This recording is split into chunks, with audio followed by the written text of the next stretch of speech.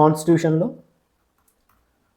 Article 280 ప్రకారం మనకి finance commission ఉంటుంది. ఈ ఫైనాన్స్ కమిషన్ ఏంటంటే స్టేట్స్కి ఎంత ట్యాక్సెస్లో ఎంత పంచాలి అనేది చెప్తుంటుంది ఈ ఫైనాన్స్ కమిషన్. సో ఇప్పుడు ప్రజెంట్గా ఫామ్ చేసిన finance commission 16th finance commission. 16th finance commission chairman ఎవరు? అరవింద్ పనగారియా, ఇతను చైర్మన్. సో అరవింద్ పనగారియా గారు ఇప్పుడు ఫైనాన్స్ కమిషన్కి చైర్మన్. సో వీళ్ళు ఏంటంటే 2026 నుంచి 31st, సో వీళ్ళు ఇచ్చిన రికమెండేషన్స్ ఈ ఫైనాన్షియల్ ఇయర్స్కి వర్తింపజేస్తారు. సో వీళ్ళు రిపోర్ట్ బై అక్టోబర్ 2025 ఇస్తారు గవర్నమెంట్కి. వీళ్ళు ఇచ్చిన బేస్ చేసుకొని ఎలా ట్యాక్సెస్ని స్టేట్స్కి పంచాలనేది గవర్నమెంట్ డిసైడ్ చేస్తుంది అన్నట్టు.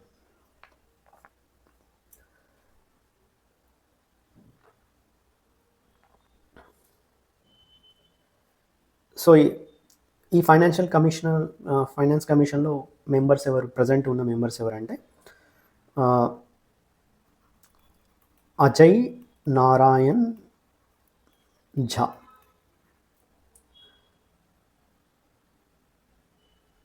నెక్స్ట్ అన్నీ జార్జ్ మాథ్యూ, ఈమె women member. Current finance commission 16th finance కమిషన్లో ఉమెన్ మెంబర్ అన్నీ జార్జ్ మాథ్యూ. ఈ అజయ్ నారాయణ్ ఝా ఇతను 15th ఫైనాన్స్ కమిషన్లో కూడా member and former finance secretary. Next Manoj Panda,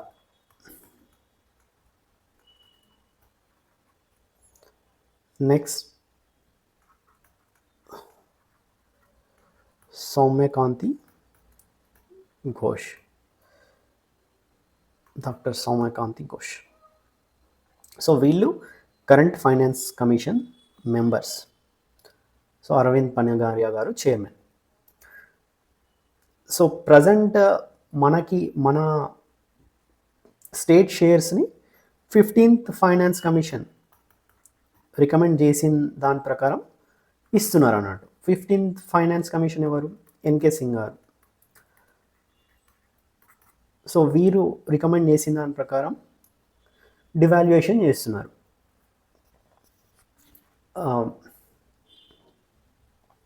so ఈ 15th ఫైనాన్స్ కమిషన్ సూచనల మేరకి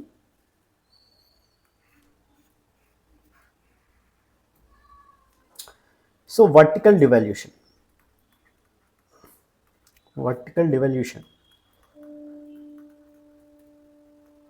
41%. అంటే ఎగ్జాంపుల్ ఏంటంటే సెంటర్కి 100 crore రూపీస్ వస్తే అందులో 41 crores స్టేట్స్కి పంచాలి. So centre is nothing but union of states. So ఆబ్వియస్గా దానికి వచ్చిన ఆదాయాన్ని స్టేట్స్కి పంచాలి. సో 41% వీళ్ళు రికమెండ్ చేశారు అన్నట్టు 15th ఫైనాన్స్. సో వీళ్ళు నెక్స్ట్ ఫైనాన్స్ ఈ 16th వాళ్ళు ఎంతనో కొంత రికమెండ్ చేస్తారు.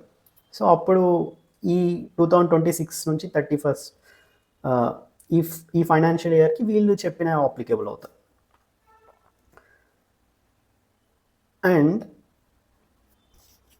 ఇప్పుడు 41%. సో ఈ 41 crores పంచాలి. ఫర్ ఎగ్జాంపుల్ ఇది 100 crores ఉండదు కదా, 41 crores పంచాలి. ఈ 41 crores మనం అన్ని స్టేట్స్కి పంచాలి. సో అన్ని స్టేట్స్కి ఎట్లా పంచుతామంటే దానికి హారిజంటల్ డివల్యూషన్ అని ఉంటుంది. Horizontal devolution. సో హారిజంటల్ డివల్యూషన్లో మనం ఏం చేస్తామంటే అందులో డిఫరెంట్ కాంపోనెంట్స్ ఉంటాయి అన్నట్టు. ఇట్లా ట్యాక్స్ ఎఫర్ట్. సో అందులో డిఫరెంట్ కాంపోనెంట్స్ ఉంటాయి. సో ట్యాక్స్ ఎఫర్ట్కి 2.5%.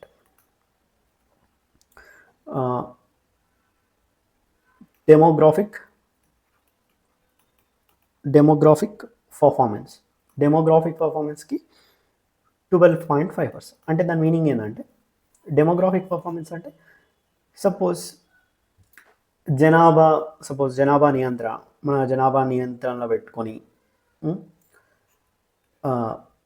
మంచిగా పర్ఫామ్ చేస్తున్న స్టేట్స్ అంటే దాన్ని చూస్తే వాళ్ళకి 12.5% వస్తుంది అన్నట్టు.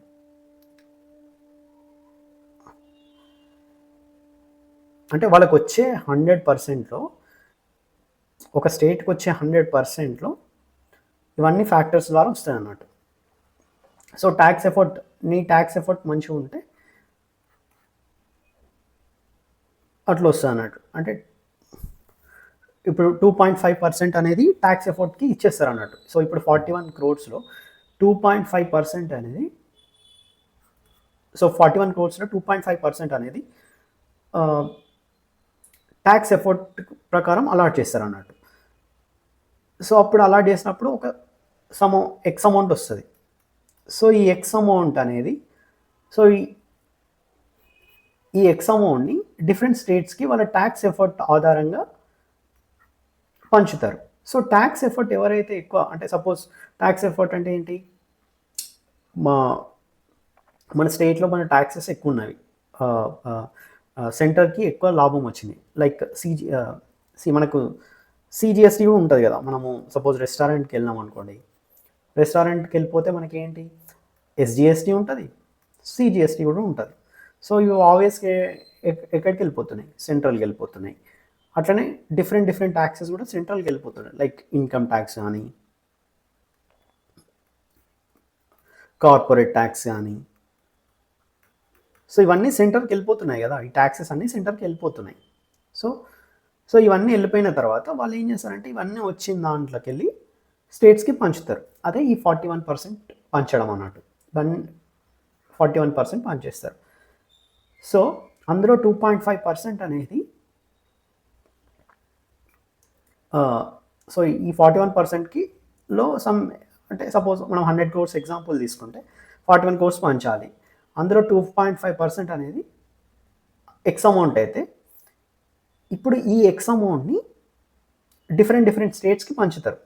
డిఫరెంట్ స్టేట్కి పంచుతారు వాళ్ళ ట్యాక్స్ ఎఫర్ట్ ఆధారంగా. సో ఇందులో ఏదైతే మంచిగా పర్ఫామ్ చేస్తుందో సో వాళ్ళకి ఎక్కువ అమౌంట్ వస్తుంది అన్నట్టు. సో మన స్టేట్ నుంచి మనం ఎక్కువ ట్యాక్స్ సెంటర్కి వెళ్ళిపోతే ఖచ్చితంగా మనకు ఎక్కువ వస్తుంది, మిగతా ఇంకో స్టేట్కి తక్కువ వస్తుంది. అట్లనే డెమోగ్రాఫిక్ పర్ఫార్మెన్స్. సో అది 12.5%. నెక్స్ట్ ఇన్కమ్ డిస్టెన్స్ అంటే ఏంటి? ఇన్కమ్ డిస్టెన్స్ అనేది 45%. So income distance 45%. So income distance అంటే ఏంటి? సో ఇప్పుడు తెలంగాణ తీసుకోండి. తెలంగాణ యొక్క per capital income 3 lakh plus. So కొన్నిటికి అంత లేదు. సో ఆ ఇన్కమ్ డిస్టెన్స్ ఆధారంగా పంచుతారు అన్నట్టు. సో ఇప్పుడు మనకి ఎక్కువ ఉంది కదా, సో మనది one of the good performing states. So అప్పుడు వాళ్ళు ఇన్కమ్ పూర్గా పర్ క్యాపిటల్ ఇన్కమ్ ఉన్న వాళ్ళకి ఎక్కువ అమౌంట్ చేరుతుంది అన్నట్టు. అట్లా సో రెండు స్టేట్స్కి అంటే ఈక్వల్గా, అంటే వాళ్ళు సో మనకి కూడా ఎక్కువిస్తే వాళ్ళకి తక్కువ ఇచ్చాం అనుకో, అప్పుడు మనకి సో వాళ్ళకి ప్రాబ్లం అవుతాయి కదా. సో వాటిని కూడా మన స్థాయికి తీసుకురావాలి కాబట్టి వాళ్ళకి అప్పుడు షేర్ ఎక్కువైపోతుంది అన్నట్టు ఇన్కమ్ డిస్టెన్స్ వల్ల. Next forest and ecology base మీద ఒక 10%, ఏరియా మీద 10%, population 15%.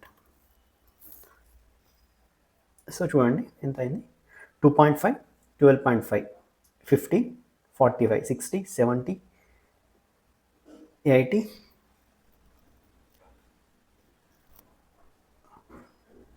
2.5, 12.5, 15, 60, 45 plus 15 60 70 sorry area 15 so ఈ రెండు కలిపి 30. సో పెద్ద స్టేట్స్కి సో ఏరియాకి 15 అంటే ఈ 41లో 15% ఎంతనో అవుతుంది. సో అది అది వై అమౌంట్ అయింది అనుకోండి, అది వై అమౌంట్ అయితే సో ఈ వై అమౌంట్ అనేది సో పెద్ద ఏరియా ఈ వై అమౌంట్లో పెద్ద ఏరియా ఉన్న స్టేట్స్కి ఎక్కువ భాగం లభిస్తుంది అట్లా. సో మన తెలంగాణ 12th ప్లేస్లో ఉంటుంది కాబట్టి సో మనకంటే 11 స్టేట్స్ ఎక్కువ తీసుకుంటుంది అమౌంట్, నెక్స్ట్ మనకు వస్తుంది అన్నట్టు ఈ వై అమౌంట్లో. సో అట్లా హారిజెంటల్ డివల్యూషన్ చేస్తారు. సో టోటల్గా ఎంత 100%, 2.5, 12.5, 15, 45, 60, 70, 30. So area population, so population ఎక్కువ ఉంటే సో ఇక్కడ కూడా మనం కొంచెం నష్టపోతాం అన్నట్టు. సో వేరే కంట్రీస్లో వేరే స్టేట్స్లో పాపులేషన్ ఎక్కువ ఉంటుంది. సో మనం పాపులేషన్ కంట్రోల్ చేసుకుంటూ వెళ్ళిపోతే పాపులేషన్ కంట్రోల్ చేస్తాం, కానీ అది అల్టిమేట్గా కొంచెం మనకి అది అల్టిమేట్గా తక్కువనే, మనం ఎంత చేసినా ఇక్కడ అంత ఆ ఎఫర్ట్ అనేది రాదన్నట్టు, అమౌంట్ రాదన్నట్టు. కాకపోతే ఇది ఇంతకుముందు 14th ఫైనాన్స్ కమిషన్లో ఈ పాపులేషన్కి హారిజాంటల్ డివల్యూషన్ 27.5% ఉండే, ఇప్పుడు 15కి వచ్చింది. That is a good sign. So అర్థమైంది కదా. సో సెంట్రల్ అనేది దానికి వచ్చిన ట్యాక్సెస్ని షేర్ చేస్తుంది, like CGST, income tax, corporate tax, etcetera. So current vertical devolution ఎంత ఉందంటే 41% ఉంది. అంటే 100 crores వాళ్ళకి వస్తే 41 crores స్టేట్స్కి పంచాలి. సో ఈ ఫ్యాక్టర్స్ మీద పంచుతుంది.